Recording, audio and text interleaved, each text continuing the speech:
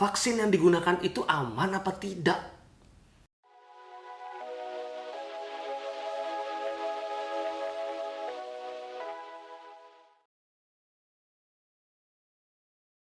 Halo, saya Romo Gandhi, kita ketemu lagi dalam Cerita Mogan.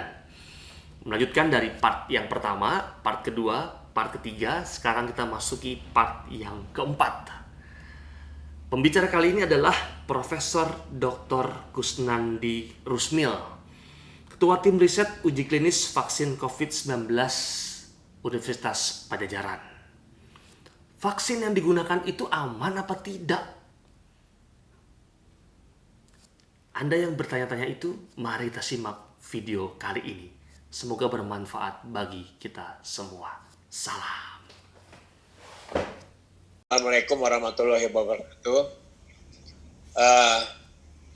Pada kesempatan ini yang banyak di luar itu adalah tentang masalah keamanan vaksin yang menjadi suatu pembicaraan-pembicaraan sehingga banyak petugas kesehatan dan orang-orang yang takut diimunisasi.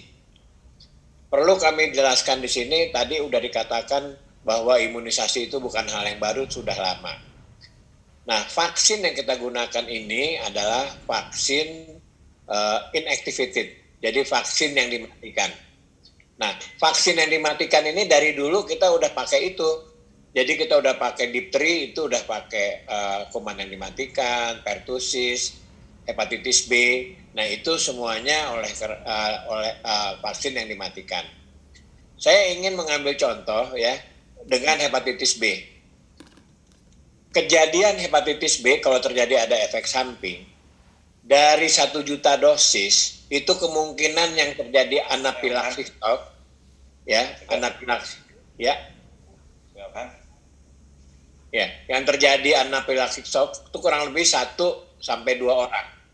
Jadi kalau kita melakukan imunisasi sebanyak 5 juta, yang akan shock itu kurang lebih 10 orang. Ya.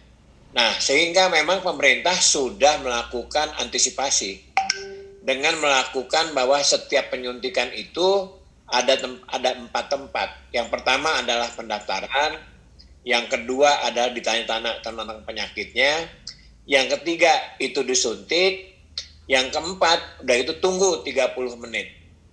Nah, terjadinya shock itu akan terjadi dalam 30 menit itu. Sehingga setelah disuntik nggak boleh pulang, nunggu 30 menit.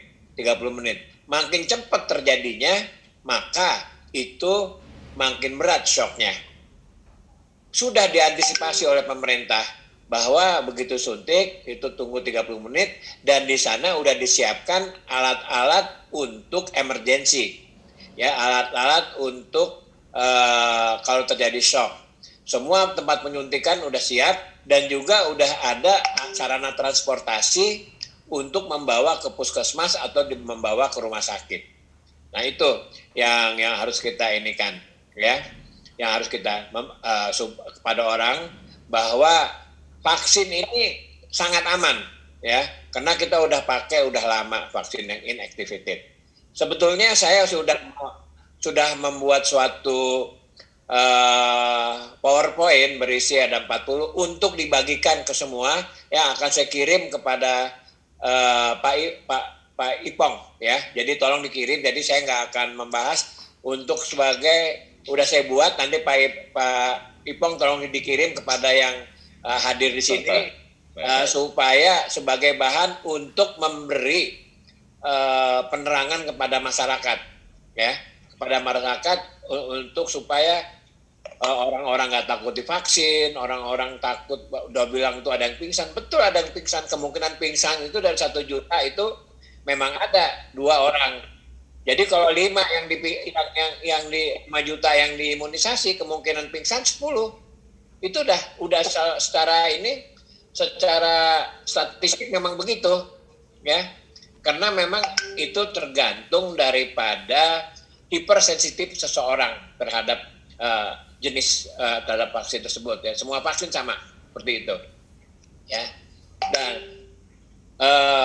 satu-satunya cara kita untuk mencegah pandemi ini COVID itu kan mulai di Wuhan ya. Sehingga pada tanggal 31 mulai di Wuhan, tanggal 31 Maret itu WHO udah bilang ada pandemi. Nah, dari 30 Maret sampai sekarang itu udah berapa juta itu yang kena. Di Indonesia udah berapa juga yang kena. Sangat banyak. Dalam 1 tahun itu udah puluhan juta yang sakit. Ya, puluhan juta yang sakit, yang dirawat juga banyak, yang meninggal juga banyak. Saya hitung-hitung tadi ya, di Indonesia saja per hari yang meninggal itu 300 oleh karena COVID. Seluruh Indonesia per hari ya oleh karena COVID. Jadi kita jangan main-main dengan COVID ini. Ya kita semuanya harus takut ya karena sampai sekarang COVID itu tidak ada obatnya. Sehingga vaksin ini menjadi harapan. Tapi vaksin ini bukan satu-satunya. Di samping vaksin, kita juga harus jaga jarak, kemudian pakai masker, sering cuci tangan, hindari kerumunan, hindari kumpul-kumpul, seperti itu. Ya, jadi sekali lagi harapan kita vaksin tolong jangan sampai kalah sama isu-isu hoax. Saya harapkan semua kita bisa